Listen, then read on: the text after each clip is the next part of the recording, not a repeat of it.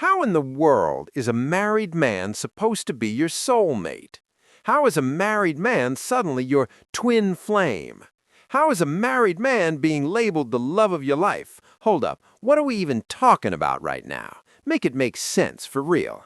Hey y'all, it's your girl from Anonymous Tea, where we spill it anonymously.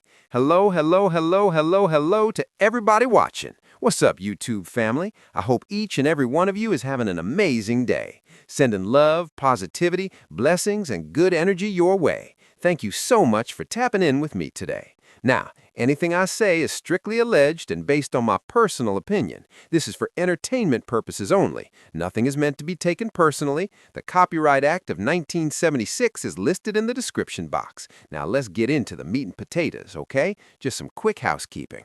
Today we're talking about Claressa Shields, and baby, we've got some updates. First, let's talk about her jumping in on Coco Gauff's situation, where someone recorded Coco throwing down her racket after losing at the Australian Open. You know what I'm saying, she was frustrated, emotional, and upset. And Claressa wanted to make it clear that filming that moment wasn't cool. But let's be honest, it also looked like she was trying to score some positive PR, trying to show that she supports black female athletes, especially after all that Layla Ali talk. So this felt like a, see, I'm supportive moment. She even tweeted about it, saying it was wrong for people to follow Coco into a private space and still record her. She was like, where's the protection? Hashtag Team Coco Gauff. And she joked that Coco should have snapped that racket on whoever was filming her. Listen, Claressa definitely had opinions on that, y'all. So that happened. Then, on top of that, she also reacted to a top 100 athletes of all time list, a list she apparently wasn't included on, and she quoted it saying, Floyd Mayweather, Claressa Shields, thank me later. You know what I mean? Now, personally, I don't even know what the criteria were for that ranking. Were they looking at skill, legacy, marketability, brand deals? Because when you glance at the list, a lot of those people have massive sponsorships, huge visibility, big money. So it feels like they might have been judging the whole package, the overall impact, the influence, the dollars, all of that combined. That's just my take on it.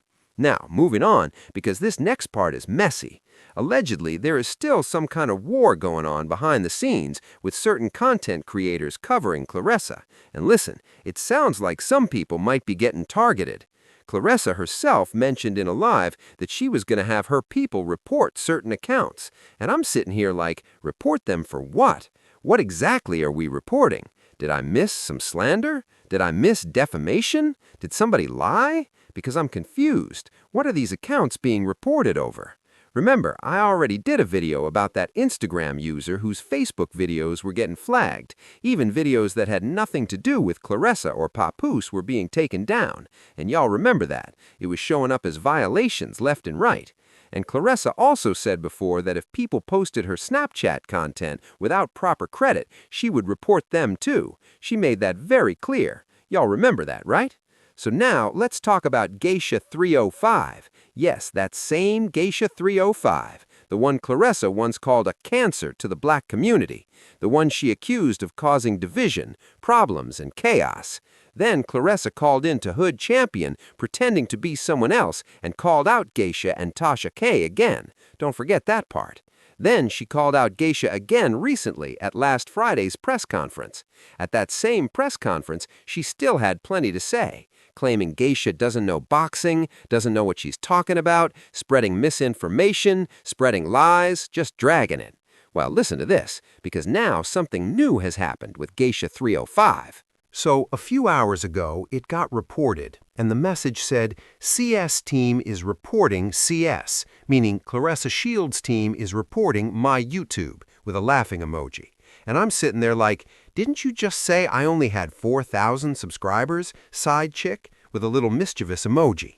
So the caption on the video said, my response to Papoose's side chick, with that same playful emoji.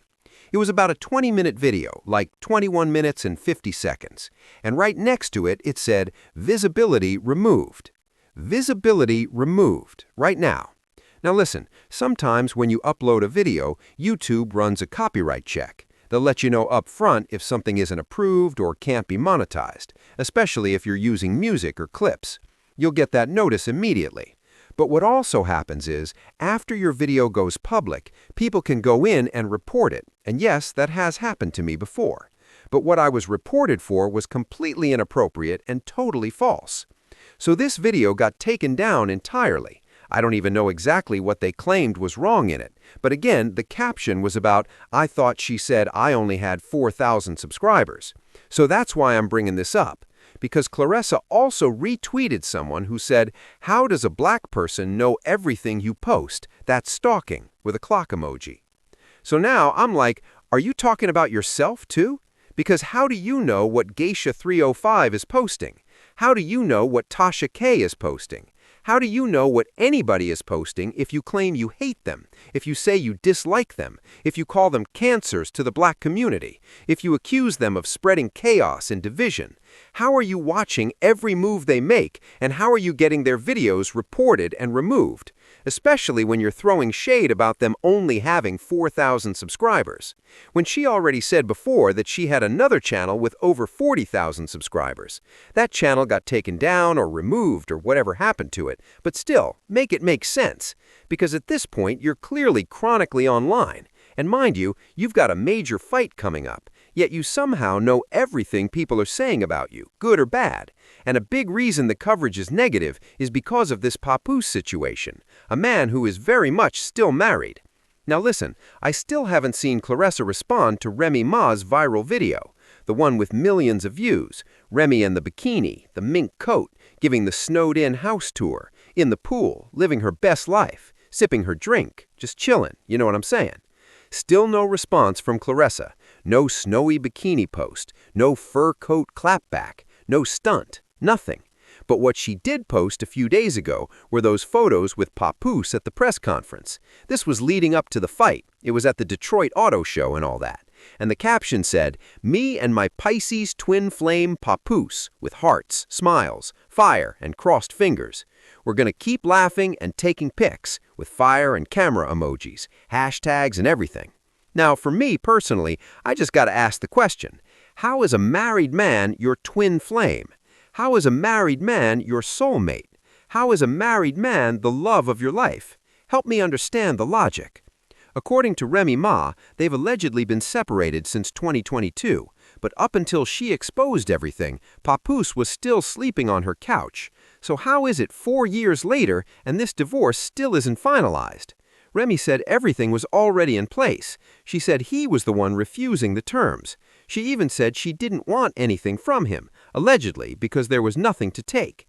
So if that's true, what is he holding on to? What is he refusing to let go of? And let's be real, that so-called filing he talked about on The Breakfast Club last May, that felt performative. That felt like damage control. That felt like a response to people asking, why aren't you divorced? Why are you with a married man?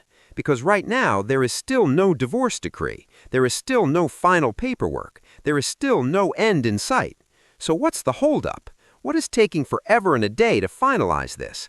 Unless this is all some setup. Unless this is all a storyline. Unless there's never going to be a divorce. Because I'm still trying to wrap my head around it. What is left to divide? Remy said she bought her properties in cash, paid $1 million herself. She made him look richer than he really was, allegedly. So if that's the case, why isn't this divorce signed and sealed? And why is Claressa so determined to force this situation down our throats, this relationship, this entanglement, like it's normal, like it's not messy, like it's completely off? So anyway, you guys, that's it. That's the end of the road. That's the end of today's video. Drop your thoughts in the comments. Don't forget to like, comment, and subscribe. Hit that notification bell so you never miss an upload. And with that being said, I'll talk to y'all real soon.